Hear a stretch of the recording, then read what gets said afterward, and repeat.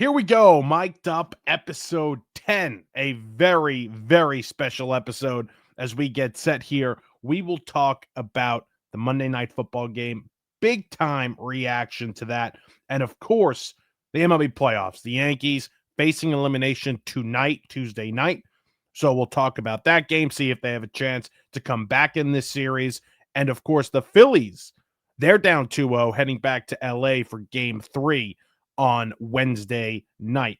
Very excited to talk about all of this. We'll mix in both of the other series as well, the Brewers and the Cubs. Brewers up 2-0. And an interesting one in Seattle, Detroit.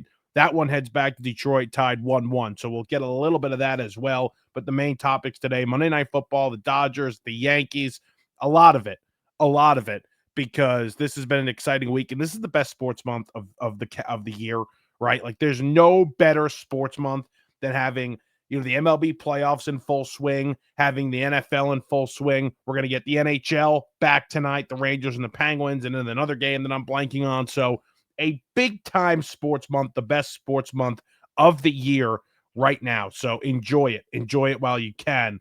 The MLB playoffs have been really good so far. Although, again, you're facing 2 series sweeps in the face if you are Major League Baseball, which they would like these to be extended. The Dodgers, obviously, tomorrow night, and the Phillies tonight. The Yankees tonight. So let's start with the Monday Night Football game, though. I have a lot to discuss on Trevor Lawrence and the Jags, and a little bit on the Chiefs. Not overly concerned with the Chiefs, but really the Jags, like they were able to scrap out a big win, get a big win at home. They go down 14-0. They have the big pick 6, but this game did not feel comfortable for the Jags at all at any point. And I thought Trevor Lawrence made a ton of mistakes last night. He has the big play to win them the game, which was incredible. I mean, there's no denying that. It was an incredible play by Trevor Lawrence to fall down twice, get up, run to the end zone, cross that ball across the plane. It was incredible. But he makes mistakes that guys in their first and second year make consistently. He does not take the easy completions over the middle or to the running back near the sideline. He tries to run it. He tries to fit the ball into tight windows or tries to throw it downfield. Too many times were there issues with the play clock. The clock's going down. He took a bad penalty on that last drive where he wasn't even looking to the right side. Troy Aikman described it. He's not even looking at the play clock. They get the delay of game. Obviously had the interception that probably should have been pass interference, but either way, we know that's been an issue for him this year and in years past, even last season. Like this guy who was paid $50 million a year, and I was the biggest fan of this guy. Don't get me wrong. I was a big Trevor Lawrence fan out of college, like most people were. I thought he was can't miss. He is the farthest thing from can't miss. And yes, they paid him. Did they really have a choice? But this guy makes mistakes that guys in their first and second year make. And it is so frustrating to watch him. So frustrating to watch him. I mean, not knowing how much time is left on the play clock. Not taking the easy completions. I'm screaming at the TV multiple times last night. Throw it to the guy in front of you. He's wide open. You're going to get positive plays. He doesn't throw the ball out of bounds. He takes a bad sack last night on that last drive as well before the big play to Brian Thomas. But then that's what he does. He makes these dumb mistakes. And then he fits the ball into a tight window to his star wide receiver, and you're like, holy crap. And then he gets the penalty. And then he makes the play where he falls down twice and runs it into the end zone. It was a roller coaster kind of game for Trevor Lawrence, because if they lost that one to the Chiefs, which was a very winnable game, they would have felt the heat. Trevor Lawrence would be feeling heat today, but he makes an incredible play, 2 incredible plays on that last drive, and now it's a completely different story. Now the narrative is, well, are the Jacksonville Jaguars real? Is Trevor Lawrence playing good football? Can they sustain this? Can they win the division? They're 4-1. They're tied with the Colts. Can they win the division? Absolutely, they can win the division. Do I think they're going to? I don't really know. I don't know how much I trust this team. I don't know how much I trust Trevor Lawrence. I don't know how much I trust Liam Cohen as a head coach. I trust him as a play caller. I don't know how much I trust him as a head coach. Fascinating game. Fascinating. And the Chiefs, you kind of let that one go. Yeah, the pick six obviously hurts them. Mahomes with a bad decision there. The pick six really hurts them, though. But they're getting Rushy back. He'll be back next week. I thought they did some good things on offense. I thought Kelsey looked really good last night, especially for his standards, especially with the way things have been going. I thought he really played well. Kind of looked the best he had looked in a little while. But like they're getting their number one wide receiver back. Worthy was kind of a no-show last night. Tyquan Thornton had a couple of big plays. Juju's been involved. It's really funny that Kareem Hunt still has a job. Does Kareem Hunt still have a job if he doesn't sign with Kansas City? It's like they're very familiar with him. He obviously had, the off the field stuff a few years back, but now he's back with the team. Like, does he have a job, and is he as successful as he is right now in Kansas City anywhere else? 2 touchdowns last night. He's their second leading rusher behind Mahomes, of course. It's just so funny, the Kareem Hunt story, and how he is just relevant on this team, which is going to go to the playoffs, right? Like, he's relevant on this playoff team. It's just, I was thinking about it last night. Like, what does Kareem Hunt do elsewhere? Probably nothing. Kareem Hunt probably does nothing elsewhere. But he's able to give them get them 2 touchdowns last night. I mean, it's 2 touchdowns. He didn't play great, but he had 2 touchdowns. And Mahomes being their leading rusher, Mahomes makes plays last night where you see why everybody is so obsessed with him still, at least like the Mahomes fan club. But he's still great. I was never on that train that he was washed up or he wasn't as good. Listen, Allen is playing unbelievable football. Lamar is playing unbelievable football when he plays, right? And for the last 2 years, yes, they are playing at another level. Mahomes is not playing as well as them, but he's still as good as them. He still can give you those performances. And I understand Allen doesn't have the same talent around him that Mahomes has had in the past or even now. I think Mahomes still has a little bit more talent on the outside than even Baltimore does and Buffalo does. But he's still special. He can still make all these crazy plays. And he's so efficient. And one of the issues that Trevor Lawrence has right now is something that Mahomes had a couple of years back before they won the Super Bowl against the Eagles, was that he didn't take the easy completions over the middle. He was trying to fit the ball into tight windows downfield. He was trying to make the big play. And things changed for Mahomes when he was able to just say, hey, this is an easy completion. This is going to move the chains. This is going to put me in better situations. This is going to put me in 3rd and short instead of 3rd and long, or 2nd and short instead of 2nd and long.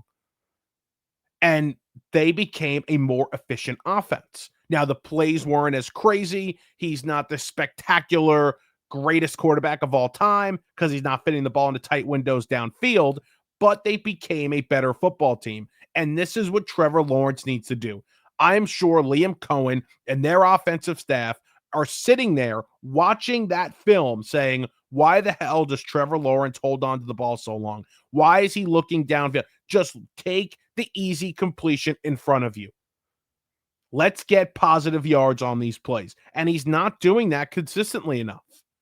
So when he does that, when he learns to do this, when he learns how to throw the football away, when he learns to know the play clock and be conscious of that, then maybe we could sit here and have a conversation about Trevor Lawrence and the Jags being for real. But right now, I'm still going to lean towards the Colts winning this division, but it's going to be between them. And the reason being is because I trust, and I can't believe I'm saying this, Daniel Jones more right now to play mistake-free football in his situation with his coach and his running back and his offensive line and his weapons. I trust them more to play mistake-free football than I do Lawrence, because there was a time where I saw Daniel Jones play mistake-free football. That was in 2022. Now, his numbers are going to look a lot better than in 2022. The numbers are going to look a lot better than they did in 2022 this season. But he played mistake-free football, and they went to the postseason. Again, a light schedule. And I now see the people on Twitter talking about Daniel Jones saying, well, he's playing a light schedule once again. Yes, this is true. It has been a pretty light schedule. They should have went to LA and beat the Rams if A.D. Mitchell doesn't fumble the ball to 1, trying to celebrate. But they have played a light schedule. There's no doubt about it. And now we're going to see which of these teams who will get smoked by an AFC West or an AFC East team in the postseason. We'll see which one of these teams gets to play that game. Fascinating stuff in the AFC West. Daniel Jones, Trevor Lawrence, Shane Steichen, Liam Cohen battling it out for the division.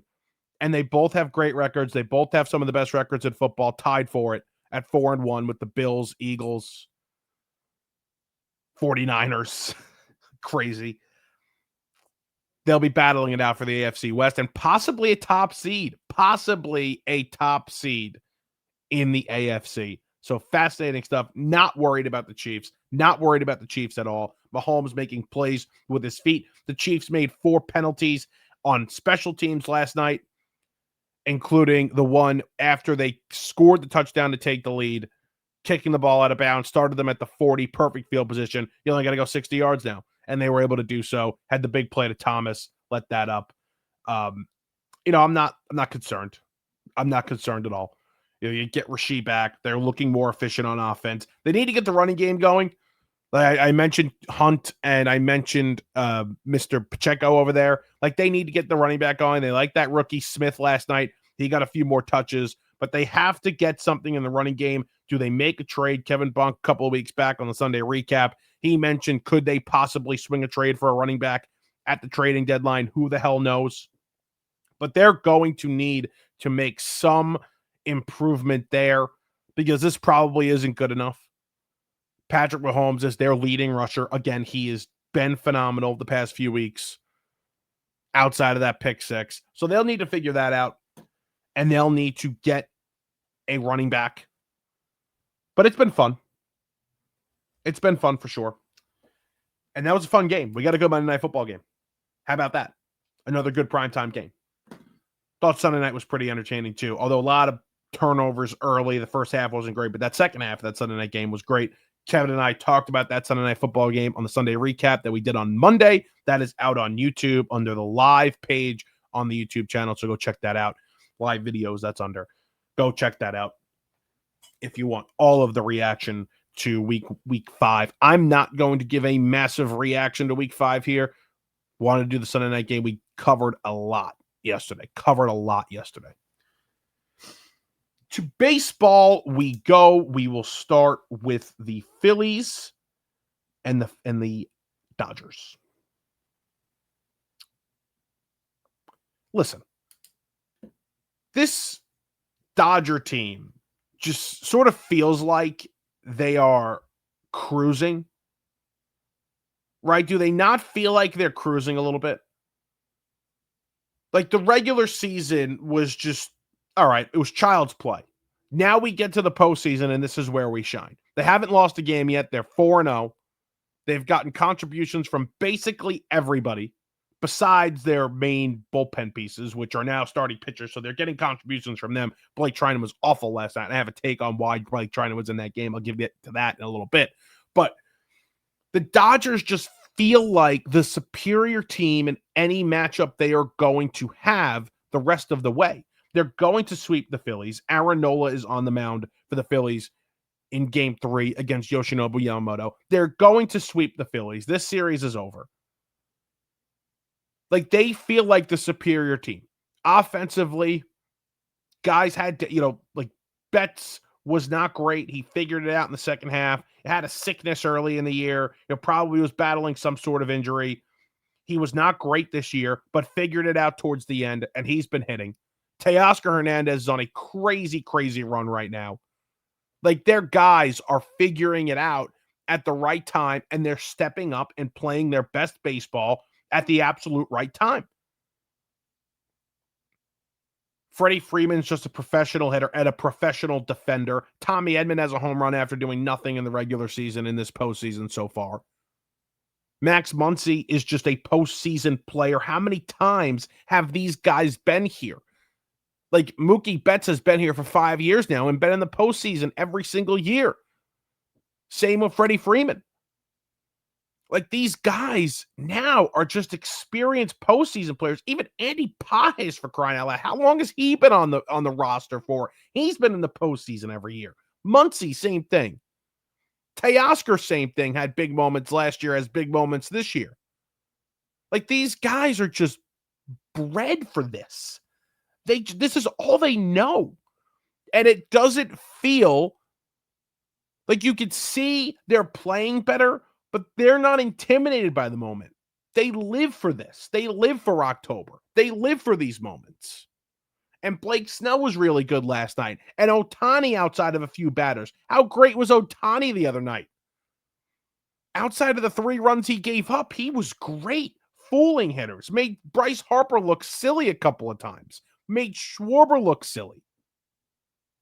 I mean, these Philly hitters have no response, once again, by the way, for the Dodger pitching. Once again, in the postseason, these Philly hitters are coming up small. And whether or not you want to tell me this is a Philly thing and it's not a Dodger thing, that's fine. You want to tell me the Phillies have just ran out of magic in the postseason? I'm okay with that. But the Phillies have lost 7 of 8 in the postseason. They've also lost 8 of 10 in their last 10 games, dating back to Game 4 of the NLCS in 2023. So basically, after this, a couple of runs, like, you look at the Phillies and they gained so much confidence and so much respect around the league for what they did in 2022, getting to the World Series. Oh, these guys are just, they've been in the postseason before. They have the experience. They're great. Don't worry. They're going to be great. And they go on a great run. And then 2023, they have the disappointing loss. But they were in Game 7 of the NLCS. So it's like, all right, postseason experience, success, okay. One game went the Diamondbacks' way. Maybe they were a team of destiny, whatever. 2024, win the division. Mets dominate them. And now you win the division again, and you kind of get screwed by the bracket, but you get screwed by the bracket, and now you're facing elimination, and you're completely being dominated. The Phillies' run is over. This is it. You've lost 2 of 8. You're 2-8 in your last 10 postseason games. In these games, you're hitting .202 with a .633 OPS. Guys are getting older. Harper's been injured. Schwarber's a free agent. Castellanos is on his way out. The Phillies have tried to trade him multiple times. Realmuto's a free agent. Nola stinks and he signed to a long-term contract. Ranger Suarez is a free agent. Wheeler has a terrible, terrible injury that he's going to miss a lot of time from, and guys don't really come back from. Like, this Phillies run, this Phillies core is going to be broken up, and they're done. This is it. The Phillies died here. This was their last chance. Even without Wheeler, they had a chance, and this was their last chance. This core, this run is over, and they are going to look completely different next year, whether they spend a ton of money or not, whether they revamp this roster or not. This core group that got to the World Series in 2022 is completely dead. Done. 2-8 in their last 10 games in the postseason. You want to see how many runs they've scored in those games? 5, 6, 1, 2, 2, 7, 2, 1, 3, 3. A lot of 1s, 2s, and 3s in there. And I don't have to add those first 2 games. I could just take the last 8. And it's 5, 12, 14, 15, 18, 21 runs in their last 8 games. 3 runs a game. That's not going to do it, folks. Less than 3 runs a game. That's not going to do it, folks. This Phillies team is dead. They're done. This run is over. And Dave Roberts is an excellent manager. We knew this. He had one of the greatest postseason runs I think a manager has had maybe ever in 2024. And he doesn't need to dominate Rob Thompson, right? And like, Thompson's not making bad moves. I know people were pissed about the pinch running situation last night, why they're bunting, why Castellanos is still running in that spot, whatever.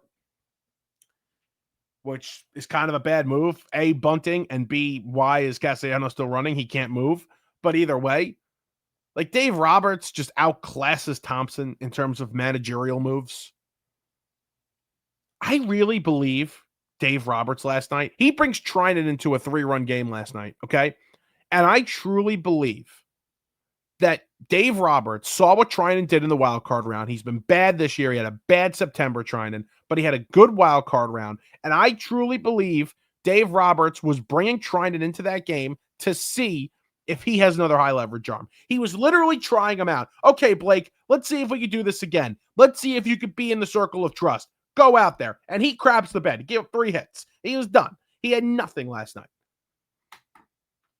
But I believe he was trying him out. I believe he was just sitting there saying, let's see what he's got. We'll have guys ready. They bring in Vesia. Vesia gets 2 outs, give up a hit, and then he goes to Mr. Sasaki, who has been unbelievable as the closer. He's an X factor in this bullpen, and he gets the big out on the ground ball to Edman, which was almost a wild throw, which would have given a tie, which would have tied the game. Freddie Freeman makes a great play on the pick, ranging to his right, and they're able to seal the deal, go up 2-0 in Philly, go back to LA. Now they're facing Nola, who again has been absolutely awful this year with an ERA of 6. This Phillies team is done. They are dead. And I don't understand why we're not throwing Ranger Suarez here. I really don't understand why in an elimination game we're saving Ranger Suarez for game 4. Is he okay? Is he hurt? What's the deal? Why are we not throwing Ranger Suarez in game 3? He is clearly the better pitcher. He may have been your second best pitcher consistently all season long. Why is he not, well, with Wheeler out, why is he not pitching game 3? That makes 0 sense to me. So the Phillies, this run is over. This is done. Of course, I get great joy out of this. Of course, I'm having a great time watching this series, and I will have a great time watching it tomorrow night in LA. But man, it's kind of sad when you think about it. What a run it was, right? Well, for the Philly fan, sure. Okay. The Yankees. This is complete domination. This is complete domination by the Toronto Blue Jays. And we knew coming into this series, not only have the Blue Jays had a good year against the Yankees, but they've dominated them at Rogers Center. They've dominated across the border. And that doesn't really matter when you get to the postseason. The Red Sox had a great time against the Yankees this regular season, and the Yankees beat them in the wild card round. So when you get to the postseason, the regular season domination really has nothing to do with it. You can't think about it. It's a completely different season. It's completely different circumstances. You can't think about that. But this Yankee team looks like, and have looked like, they just laid down for this Blue Jay team. They have no answers whatsoever. Now, will things change in New York? I hope so. I mean, if things don't change here and they go down tonight and it's bad and it's ugly, how do you not make changes within the organization? I mean, the team is going to look a little different next year. But like, man, this would be awful if you lay down against this Blue Jay team and get blown out at home. Shane Bieber versus Carlos Rodon. I don't trust Carlos Rodon in any scenario whatsoever, especially in an elimination game here. But he looked pretty decent against the Red Sox, only gave up the 3 runs, got into trouble in the 6th, but the bullpen bailed him out. The bats have gone cold here. I don't feel great about Rodon, but you're going to have to live with it. I think this Yankee team is done. And I think the easy take is, and I said this yesterday, and I'll say this again, I think the easy take is saying the Yankees have a chance. The Yankees have a chance to come back. I think the difficult take in this scenario is that the Yankees are done, and I think they're done. I think Shane Bieber has a good performance tonight, and I think they beat him tonight. And I think the series is done with because Toronto just looks like the superior team. They look like the superior team. And I don't feel that way on paper. I really don't. It shouldn't look this way. This doesn't make sense to me. I thought the Yankees would win the series in 5. They'd win game 2, come back here, get 1, and win it in Toronto. But There's no chance they go to Toronto and win this series. Even if they tie this series up here at Yankee Stadium, there is no chance they win in Toronto. Yesivac, whatever, however you say it, Yesivac, Yes Savage is how it's spelled, was like what a performance from that kid in game 2. Fareed has nothing. Fareed is an up and down postseason pitcher. That's how he's been his entire career. So you shouldn't expect anything less here in New York. That's how he was in Atlanta. Good starts, bad starts. Good starts, bad starts. And the good was good and the bad was really bad. And you saw the bad in a big way on Sunday afternoon. On the road in a tough spot. Can Rodon save it? Can Rodon push this to Cam? And then what can Cam do? Does Cam have another superhero performance in him in game 4? In another elimination game? That'll really be what legends are made of.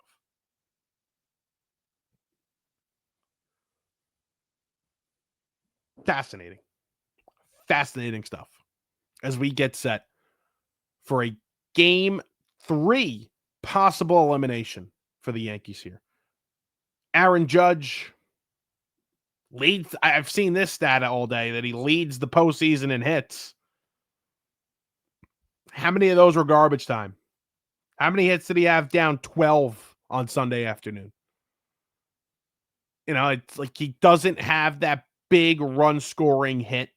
He doesn't have that clutch moment yet. I saw what Ken Rosenthal said Monday afternoon about how Vlad's grand slam on Sunday afternoon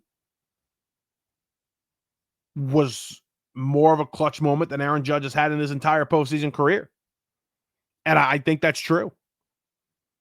Vlad, who's not in the postseason as often as Aaron Judge, has more clutch moments in the playoffs than Judge does. And Judge is a far superior player to Vlad.